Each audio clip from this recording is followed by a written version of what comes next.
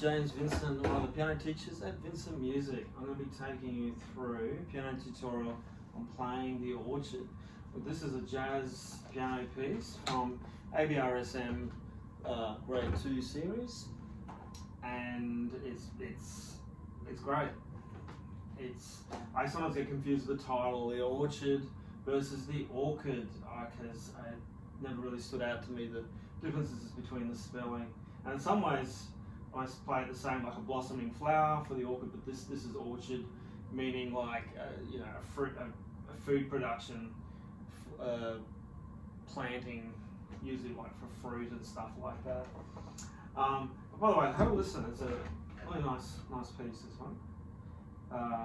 And I should explain too, for those who aren't familiar with ABRSM jazz, you play there's usually like a played section, usually the head, and then there's an improvised section that they have like here on the next page, which is like a solo that you can do, and it's structured, so they give you a left hand indication what to play, and then there's like these little dots in the box, which are great. They give you like note ranges. Of course, you can take it to another level if you know a lot about modes and scales or other ways to improvise on the chords. But it's a great way of sort of leveling up your jazz improvising from a beginner's perspective, or a graded logical step up each time. Anyway, it sounds like this.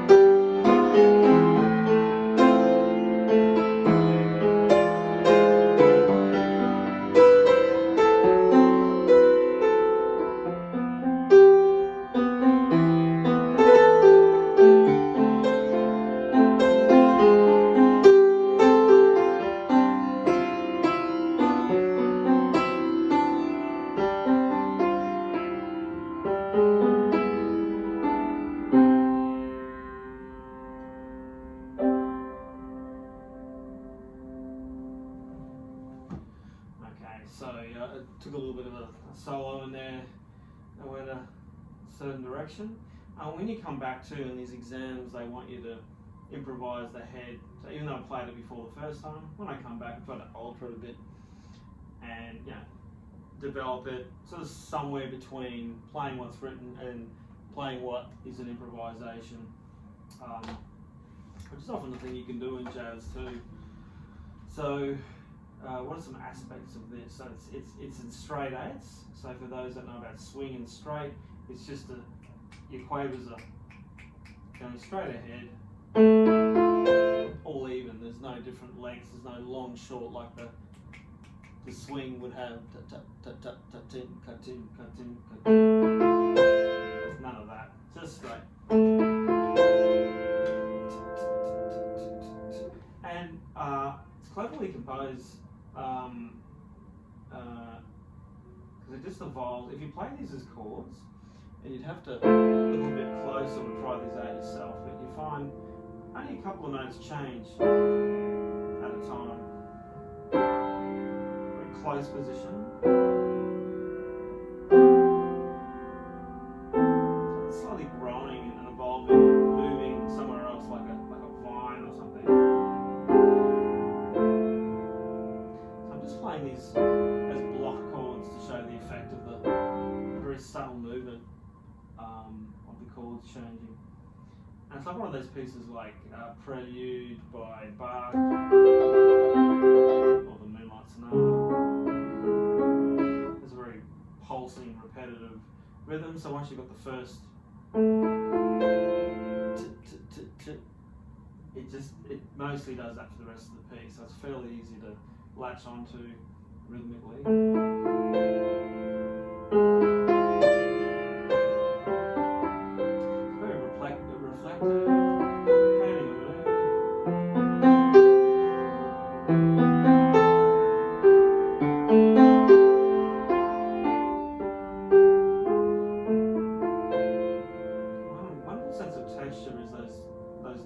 That quaver pattern sort of builds on top of each other,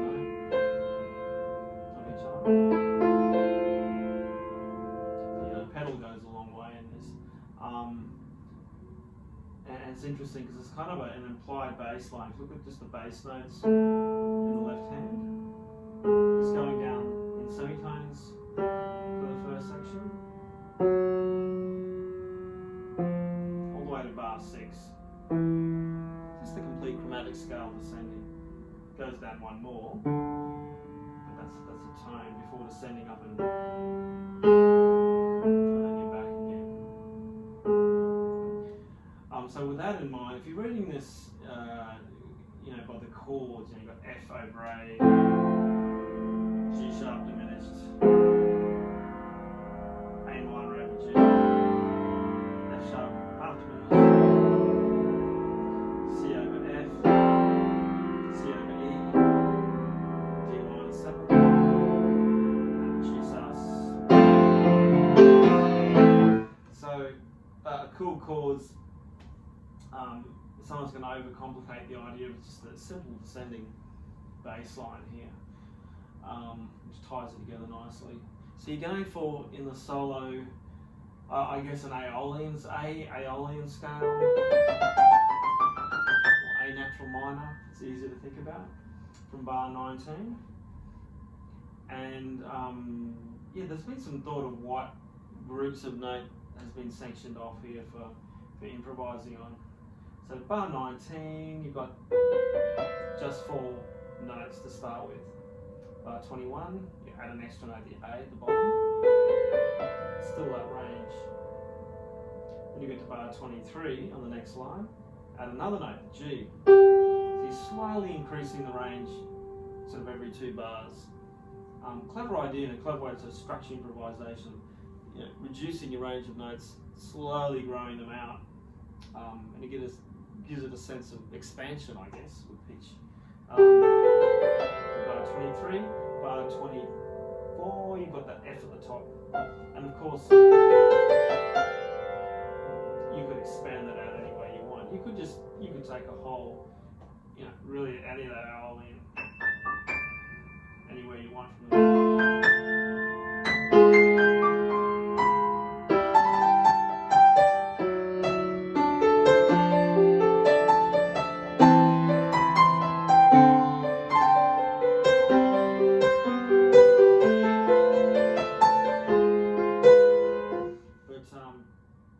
doing it this way,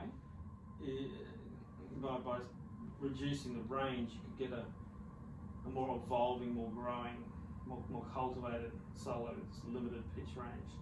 Let's try it. So we might just start on B and C here for.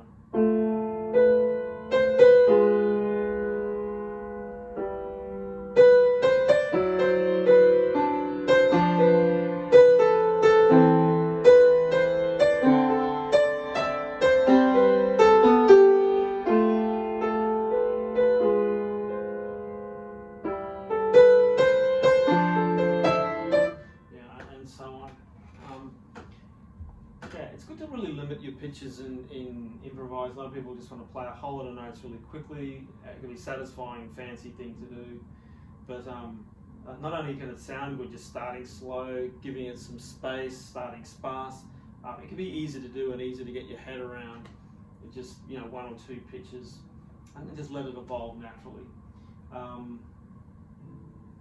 So what else is in this?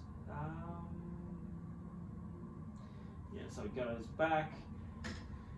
You do the DSL coda. I'm not sure I've got much more to say on this, but yeah, I guess in the solo, that left hand's very simplified. Again, it just moves very slowly. So all the notes are gradually descending here, not unlike the that was that Chopin.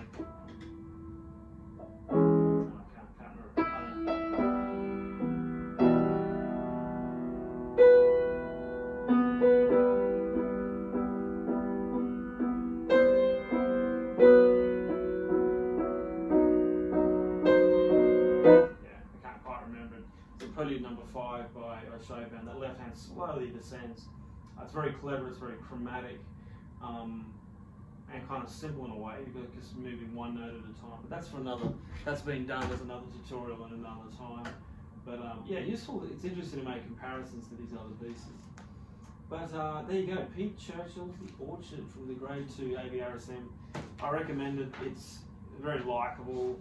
You've got because in ABRSM jazz, similar to how in a comprehensive ABB exam, they'll get you doing like a technical and a classical and romantic in the 20th century, sort of dividing different styles or history periods. You've got ABRSM, they like to do the divisions by like blues and standards, and then what they call contemporary jazz for that more modern stuff. So yeah, this fits squarely in the contemporary, and like a lot of contemporary in a lot of exam systems, it's very the style kind of it's very varied of what you might get. So it's often an interesting place to start for some variety in what you're looking for in a depends if you're doing it as an exam or not. So there you go. There's my takeaway from the Orchard. And yeah, I'll catch you again next time. Thanks. Bye.